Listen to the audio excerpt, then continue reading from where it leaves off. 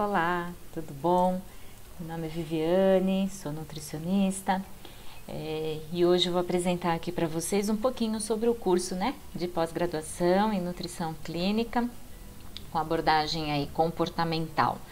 Quando a gente começa a atuar, a gente percebe aí, que não basta a prática clínica como um todo, não basta a gente.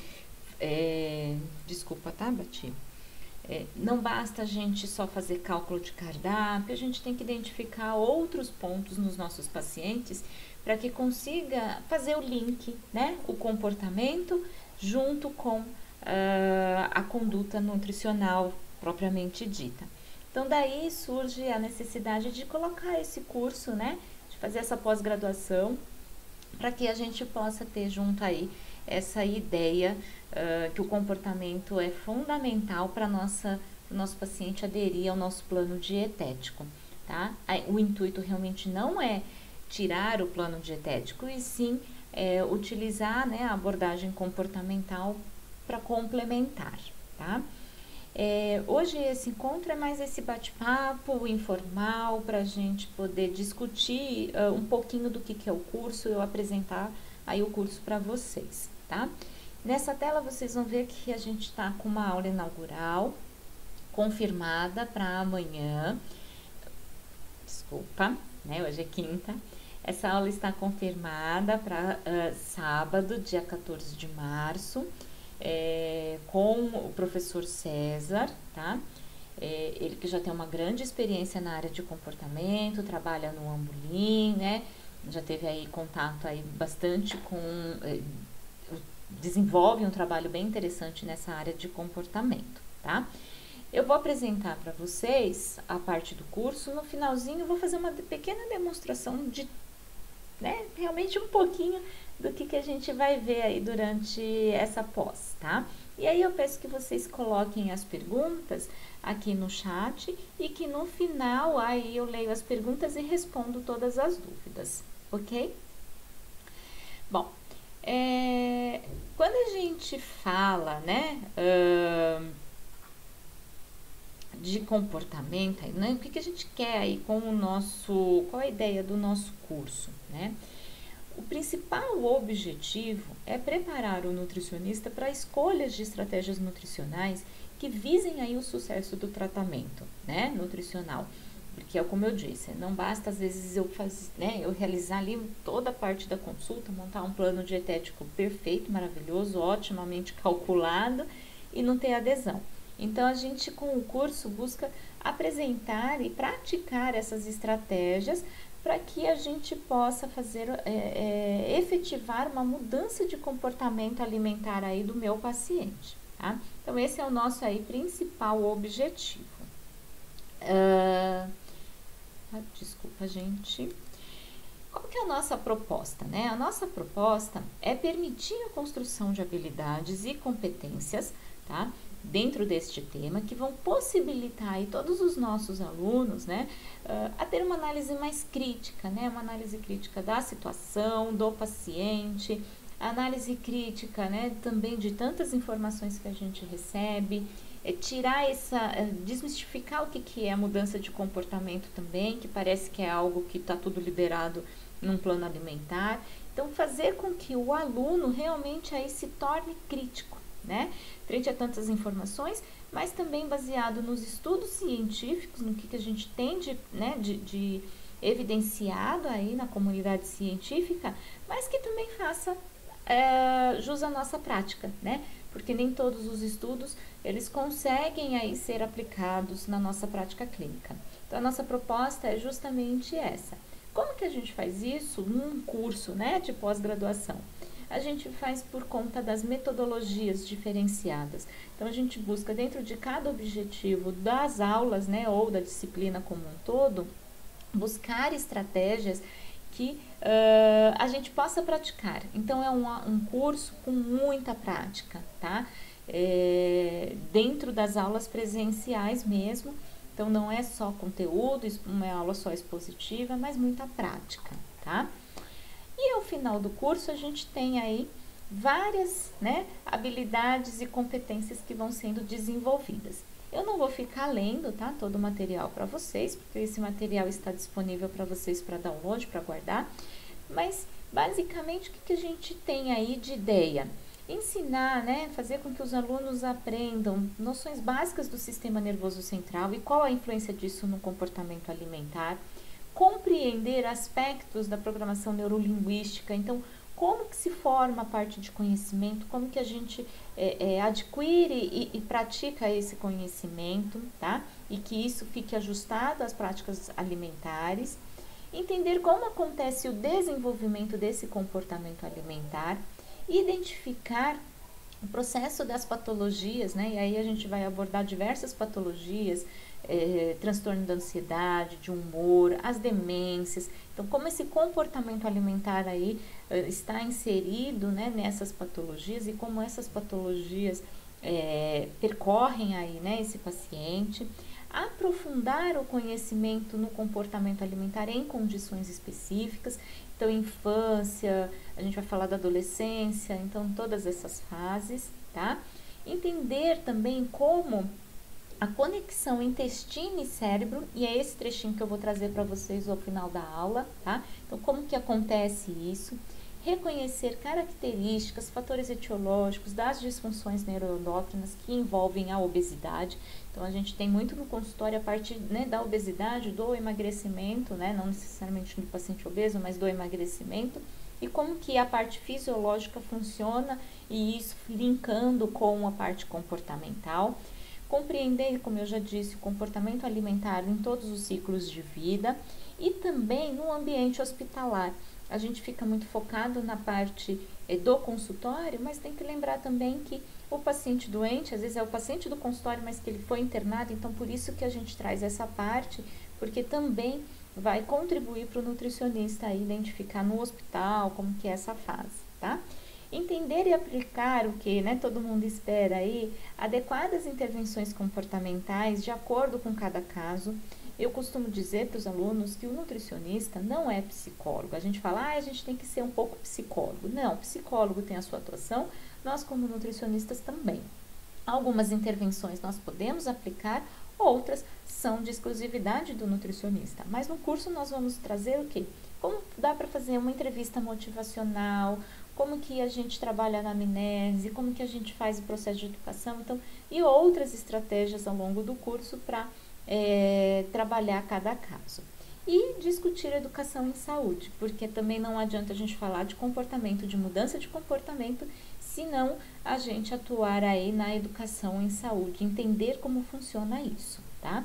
E aqui eu deixei toda a parte de conteúdo, então isso vai estar distribuído ao longo do curso. Então, a gente vai falar desde a parte aí fisiológica, da neurociência, comportamento, dos transtornos, do envelhecimento e doenças neurodegenerativas, transtornos alimentares, obesidade e o comportamento específico nesse caso, o comer fisiológico e o hedônico, qual que é a diferença, como que a gente trabalha isso, o comportamento alimentar, infância e biatria, conexão intestino e cérebro.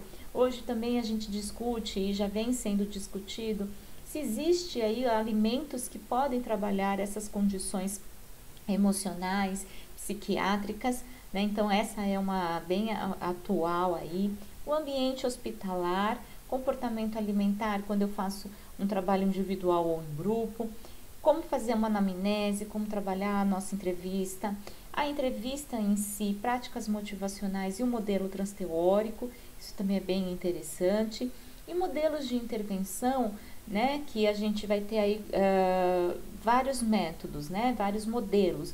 Então, a gente tem coaching, a gente tem o Mindful Eating, a gente tem o Mindfulness, tem a própria meditação em si, o comer intuitivo, o coaching. Então, aí a gente vai ter várias aulas sobre este tema e aplicando algumas aí ferramentas, tá? E educação em saúde. Então, a gente vai abordar muita coisa interessante. Porém, para complementar toda essa parte teórica e prática presencial, porque quando a gente vai falar de obesidade, a gente vai falar lá né, da parte fisiológica, tudo, mas qual que é o nosso intuito? Focar no comportamento. Porém, a gente tem aí à disposição dos alunos um conteúdo à distância. É um conteúdo que vai complementar os temas em que sentido? Mostrando o que é a patologia, outros tratamentos, medicamentos que são utilizados, interações medicamentosas. A gente vai ter vários temas que estão descritos aqui, né? Então, a gente vai falar de como funciona a parte fisiológica de obesidade, dos transtornos, falar um pouquinho como que acontece o desenvolvimento infantil e adolescente, falar um pouquinho sobre as doenças crônicas não transmissíveis, doenças neurodegenerativas, alguns tópicos sobre fitoterapia que pode contribuir também no tratamento e até mesmo contribuir na mudança de comportamento, se for o caso, né? E sobre alimentos funcionais. Então, esse conteúdo à distância não é obrigatório, ele não entra na carga horária da pós, né? Mas ele entra como carga horária adicional. Então, a gente, além de complementar os temas, entender a patologia, a gente vai também incrementando o currículo de vocês com esse conteúdo à distância.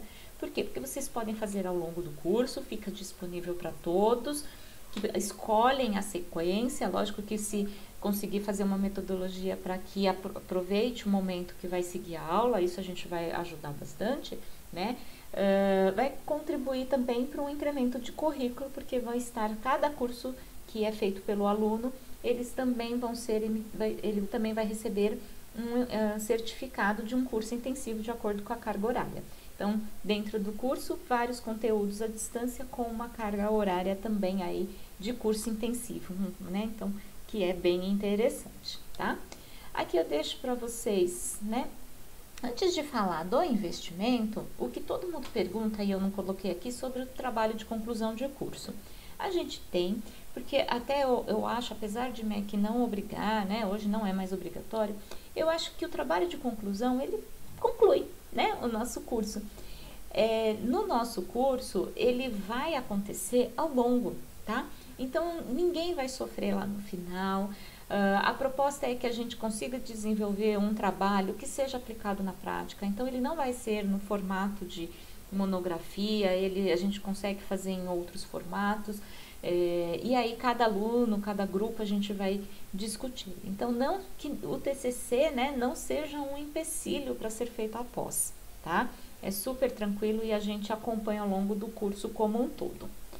Deixa aqui, né, os valores, também todo mundo pergunta. Então, a gente tem duas opções. Dentro dessas duas opções, ainda duas opções de pagamento. A opção 1, para quem fizer em 18 parcelas ou em 22 parcelas, tá?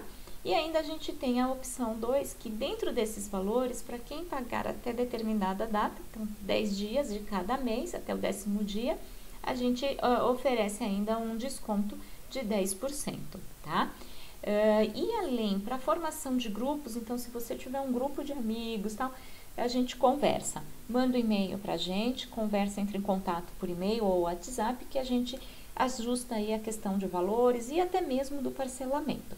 Lembrando que essa é uma pós-graduação oferecida pelo IENS, coordenada toda pelo IENS, a parte pedagógica, mas toda a parte estrutural de MEC está com a faculdade OTEC. Então, a faculdade, quem é aluno da OTEC, né, ex-aluno da OTEC, também vai ter desconto. Além dos grupos, alunos IENS e OTEC com um desconto especial. Então, entre em contato que a gente conversa, tá? Aqui eu deixei para vocês no site do MEC, tá? Que é aprovado, tá bom? E aqui os nossos docentes. Então, temos um monte de docente interessante aí, né? Então, o César Vicente, que vai fazer a abertura do curso pra gente. Então, ele fala sobre entrevista motivacional, o comer, né? Então, é bem interessante aí, né? Como que se dá esse comportamento. O João Botarelli, que trabalha com a parte de mindfulness, então é bem interessante. Então, essas estratégias, essas aulas são super interessantes. A professora Eliana Aquina, que trabalha com coaching, da área de gastronomia. Então, a proposta é ela trazer também como a gente pode, nessas estratégias, não só do coaching, então, como a gente pode trabalhar esse paciente. O Felipe Augusto, que não é nutricionista, é um psicólogo, que vai trazer essa abordagem também aí, né, inicial do curso. César Moraes, que trabalha muito também com comportamento, além dos pacientes como um todo na área de esporte. Luana Romão, que trabalha com crianças. Então, ela trabalha como pesquisadora no Instituto Pense, que é um instituto maravilhoso, que trabalha com crianças, né, com dificuldades alimentares. A Roberta de Medeiros, que também não é nutricionista, mas vai trazer pra gente a parte de fisiologia, espetacular também. Eu, como nutricionista, coordenadora do curso, mas também falando muito sobre educação em saúde, que é o meu mestrado. Meu mestrado é na área de educação em saúde, tá? Então, educação nutricional. A Samantha Henke vai trazer também a abordagem para os adolescentes e o Leonardo Biagio, que vai falar sobre a área hospitalar. Então, imagina um time bem completo, bem atual, né? Então, bem atuante também na prática clínica. Eu prezo, né, mais do que pensar só na questão do doutorado, né, nessa titulação, os profissionais que, além de docentes, também atuam no mundo do trabalho, né? Então, que tem a sua prática clínica realmente para a gente poder aí compartilhar. Então, é bem interessante. O que nós vamos discutir no curso, então? Tá? Então, eu vou trazer aqui para vocês um pouquinho, uma amostra bem pequenininha, mas de como é interessante a gente pensar além do cálculo nutricional, da conduta dietoterápica. Porque se a gente entender uma base, a conduta dietoterápica, ela vai ficar muito mais fácil de ser aderida pelo nosso paciente. Então, eu trouxe aqui para vocês a parte da microbiota, tá? O que é importante a gente pensar inicialmente é que o comportamento alimentar, ele vai sendo formado ao longo da vida, mas ele tem algumas particularidades de acordo com o ciclo da vida, né? O ciclo de vida desse indivíduo. Então, ele é construído, mas ele pode ser, né, aí modificado também por de acordo com vários fatores. A gente tem um ambiente familiar que, né, tem muito a ver com o comportamento. É só a gente refletir um pouquinho, né? Como que eu tenho, qual é o meu comportamento dentro da minha casa, qual é o meu comportamento fora? É uma tensão a refeição, né? É um momento de desespero, é um momento de arrependimento, é um momento de alegria. Então, como que esse ambiente familiar interfere? O ambiente social, né? E quantas vezes a gente vai numa festa e a gente come social e não fisiológico? A disponibilidade de alimentos, né? Então, na falta de alimentos, como essas pessoas se comportam?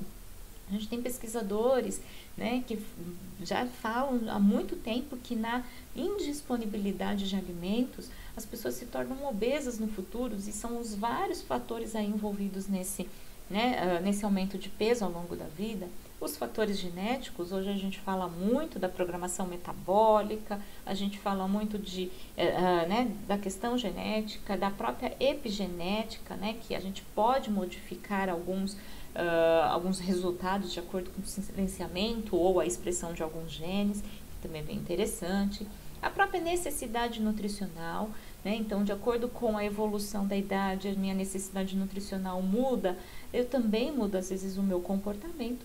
E a própria questão envolvida aí dos sentimentos pessoais, a relação aí com a comida ou com a situação de vida. E aí eu trouxe um esquema aqui bem interessante que mostra várias questões aí envolvidas com o comer, né? Então, o que pode, como a gente tem o maisinho aqui e quando a gente tem o menos aqui, né? Então, quando estimula e quando reduz aí a necessidade do comer. Então, primeira coisa que coloca aí, né? E como eles estão interligados. Então, o gostar, o querer comer, o sentir a emoção com alguma, né, alguma questão, seja com relação a essa alimentação ou não. Então, a gente sente o cheiro de um bolo, lembra da avó que traz a emoção, me leva a comer mais, né? Ou, por outro lado, né, a própria a disponibilidade de nutriente que vai levar aí tô com uma falta e eu quero mais, enfim, né? A própria palatabilidade que aumenta também o fato de gostar, querer e de sentir, o ambiente, o estilo de vida que também pode trazer aí, né? Eu estou num ambiente que eu sinto cheiro, que eu experimento alguma coisa e me traga mais vontade. Tudo isso pode dar pistas para aumentar a minha ingestão alimentar, como pode aí influenciar na disponibilidade e aumentar a vontade de comer. A própria disponibilidade também pode aí interferir onde? Na minha atividade física, que por um lado pode diminuir a minha necessidade de disponibilidade de nutriente e fazer com que eu coma, tá? Então a gente vê aí que tem muitos fatores envolvidos no ato em si de comer, tá? Esse outro complementa, né, aquela figura em que sentido? Que a ingestão, então a escolha, a seleção, parar ou não de comer, rejeitar ou não um alimento, também tem muita relação aí com vários fatores, tá? Primeiro, se a gente pensar que no cérebro a gente tem a memória e a recompensa, então memória de algo legal ou ruim, às vezes a gente experimentou algo que foi tão ruim que nunca mais eu quero, né? E quanto que essa memória ou essa recompensa interfere também na nossa ingestão alimentar, né? De duas maneiras, né? Primeiro que essa memória, essa recompensa, ela vai fazer com que a gente selecione alguns alimentos. Isso, né? O fato de eu pensar no meu alimento já vai fazer uma ativação dessa rede neural. Então, toda a parte do cérebro já fica extremamente ativa. Então, essa rede neural vai fazer com que eu aprenda que, olha, eu experimentei algo que foi ruim, eu aprendi que aquilo é muito ruim, eu não quero e a minha memória não vai me deixar selecionar novamente. Ao passo que algo que eu escolhi, a minha rede neural identificou que é a minha memória e recompensa vale a pena, eu vou selecionar algo para comer.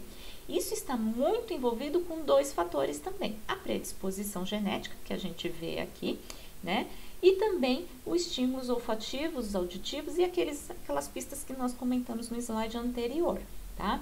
Esses estímulos visuais, olfativos, eles são super importantes para ativar aí essa rede neural e trazer aí o que eu quero, a memória ou a recompensa, tá?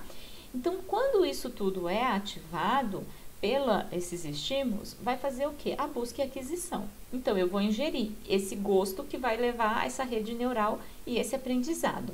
Só que ao passo que eu já comi, ele vai fazer toda a parte de digestão, então aqui toda a parte fisiológica e que vai levar novamente ao meu cérebro falar, olha, estou satisfeito, pronto, parei.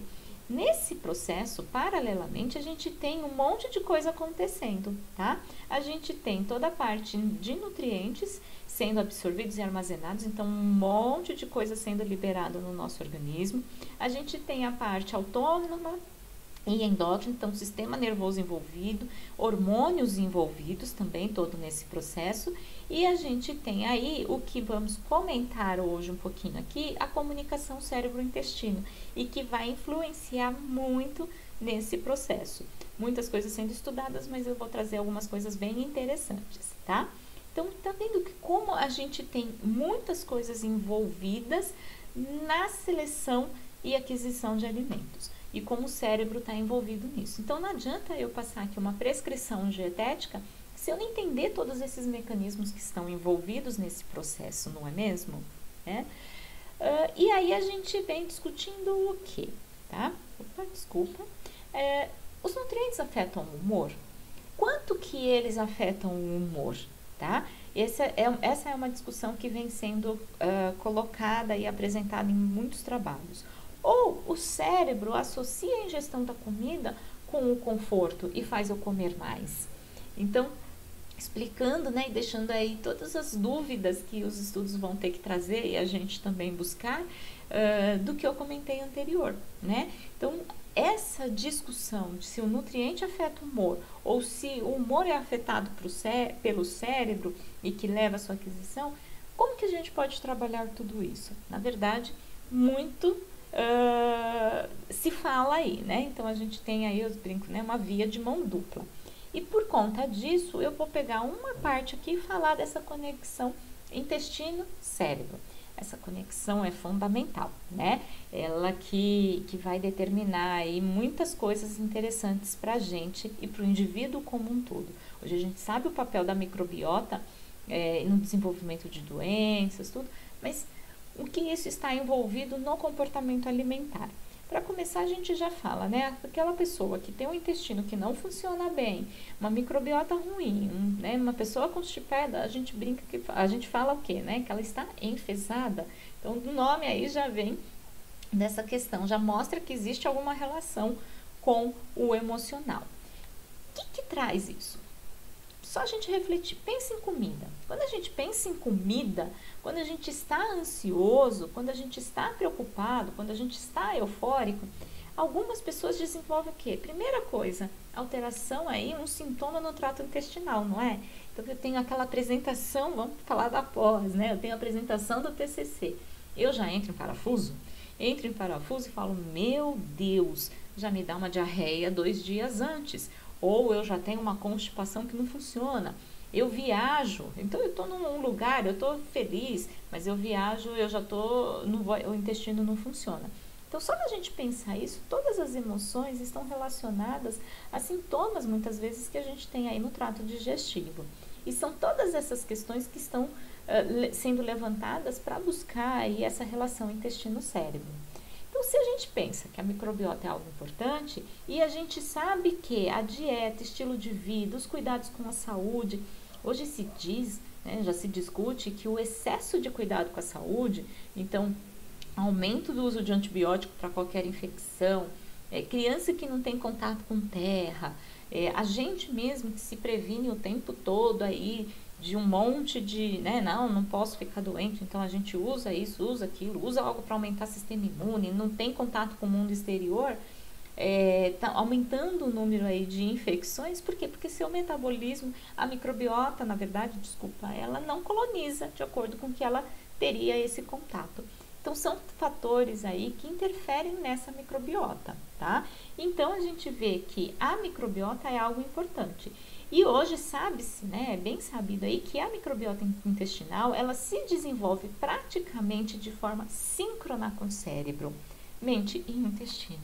Olha que interessante, o bebê nasce, essa microbiota já inicia a colonização. Hoje a gente já fala que a colonização dessa criança já inicia até antes do parto, mas a gente sabe que a maior parte é pós-parto, né? Então, e esse desenvolvimento da microbiota desenvolve junto também com esse cérebro. Alguns trabalhos mostram a amígdala, que é uma região que fica no cérebro, que está muito envolvida com essas emoções, tudo, que ela também desenvolve, ela aumenta, né, conforme a gente vai passando o tempo de vida, e isso é muito sincronizado com a microbiota. Muito interessante. E que na idade mais avançada, né, então ela tem uma estabilidade no adulto, e no idoso a amígdala também vai diminuindo, e a gente sabe o quê? Que a microbiota do idoso também sofre muitas modificações, o que afeta toda aí a vida desse idoso. Então, olha que coisa mais interessante aí pra gente trabalhar, tá? E aí eu coloquei aqui um esquema onde a gente resume, né, essa modulação eixo intestino e cérebro, tá? Que ela acontece por vários mecanismos. Então, a gente tem aqui o cérebro. Nesse cérebro, a gente tem o eixo hipotálamo e pituitária adrenal. Ela que vai ter, né, esse eixo, na verdade, que fala muito aí com o intestino, tá? O que acontece? Esse eixo, a gente está relacionado com quem? Com o cortisol. Então, esse eixo já dá para entender o quê? Quando eu estou estressado, cansada, nervoso, tem aí a mudança no cortisol. Esse cortisol sendo liberado vai fazer o quê? O aumento de citocinas, ele vai interferir nas citocinas imunológicas, como também nas células boas, né? Nas citocinas interessantes. Então, esse equilíbrio do cortisol, eu tenho tanto citocinas anti-inflamatórias como citocinas pró-inflamatórias. E o grande problema é esse cortisol aumentado com frequência, então continuadamente, ele vai aumentar mais ainda as pró-inflamatórias, tá?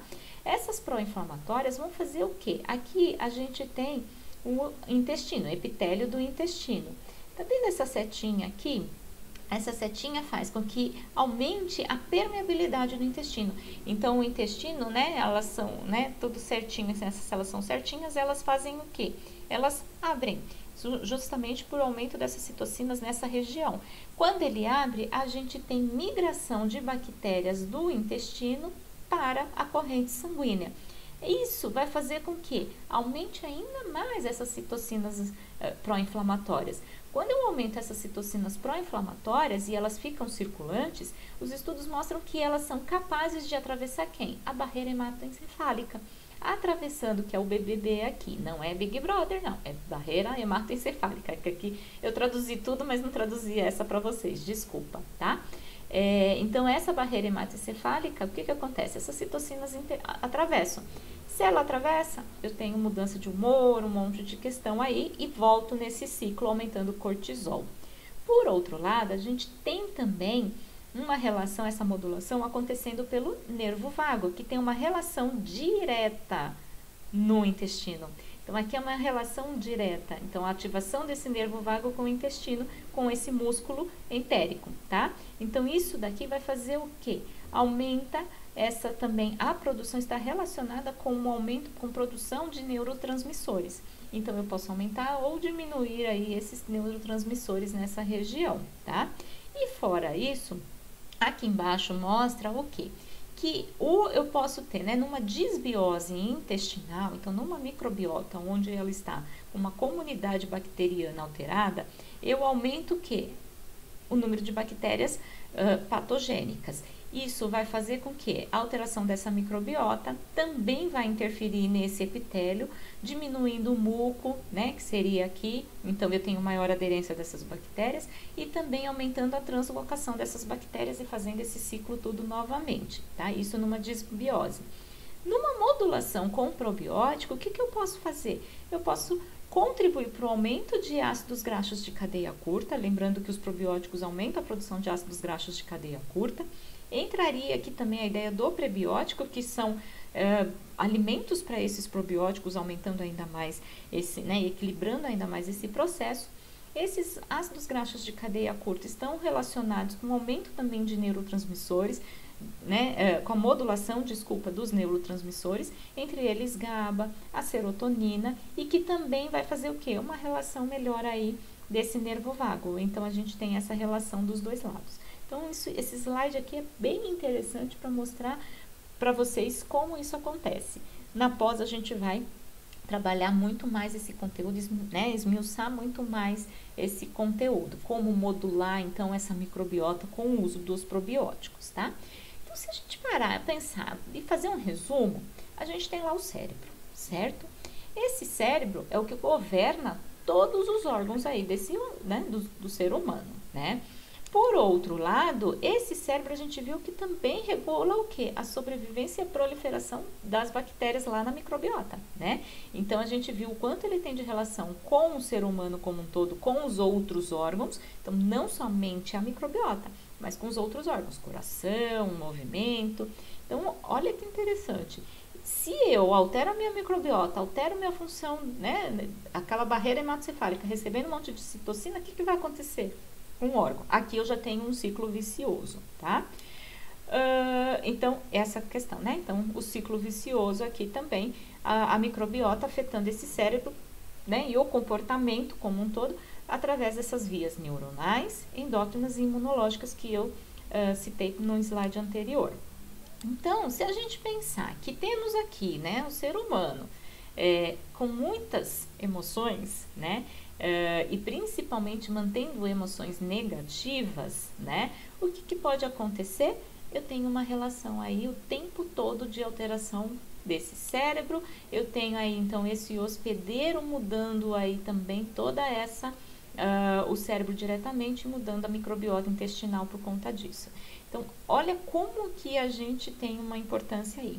Fora as sensações, a gente tem que pensar também que o hospedeiro tem a mudança do padrão alimentar, né? Então, a dieta também vai influenciar nessa microbiota, que vai influenciar nesse processo.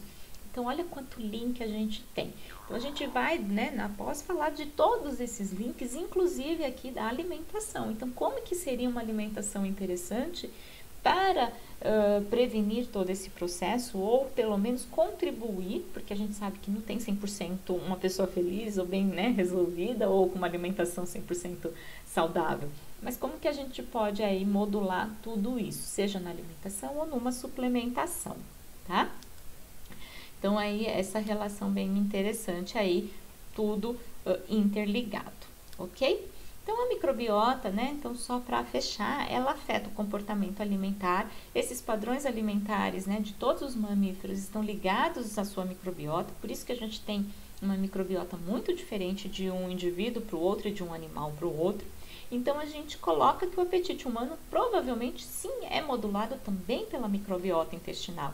Então, como que a gente poderia trabalhar a alimentação, seja com alimento in natura, que é a nossa base da nutrição, mas também aí, né, então, eu digo aqui os prebióticos muito da alimentação, então as fibras prebióticas, quais alimentos seriam interessantes, os probióticos, seja na suplementação ou nos alimentos, o iogurte, o leite, como a gente pode incluir, e a alimentação como um todo. Então, eu acho que aqui dá pra gente concluir a importância dessa alimentação no nosso cérebro e no nosso intestino, certo? Então, eu deixei aqui os contatos no site, né? Vocês encontram todas as informações, vocês encontram também o currículo dos docentes, o local onde vai acontecer, a frequência. A princípio, nós estamos com turmas de sábado, não é todo sábado, 1 ou 2 sábados no mês, depende do nosso calendário, tá? Que vai ser disponibilizado na efetivação mais para frente, né? Na aula do dia 14 a gente abre isso também. Podem entrar em contato, aqui eu já deixei como link no WhatsApp ou Telegram, tá? Do IENS, ou por e-mail também. E eu espero, né, que a gente consiga aí desenvolver um curso muito interessante, um curso bem bacana para vocês. Eu tenho certeza disso, que o nosso corpo docente aí, os nossos parceiros, nossos docentes estão bem envolvidos com isso, tá? Ainda temos vagas para o encontro do dia 14, para essa aula inaugural, e o valor, né, o investimento dessa aula será revertido na primeira mensalidade da pós. Se não for para essa turma, com certeza a gente vai manter esse valor de desconto aí na primeira mensalidade, mesmo que se faça próximas turmas, ok? Algumas dúvidas que surgiram aqui, eu já depois passo para todos respondendo aí, tá bom? Eu quero agradecer e vejo vocês aí, encontro com vocês na pós-graduação Nutrição Clínica com abordagem comportamental. Um grande beijo. Obrigada.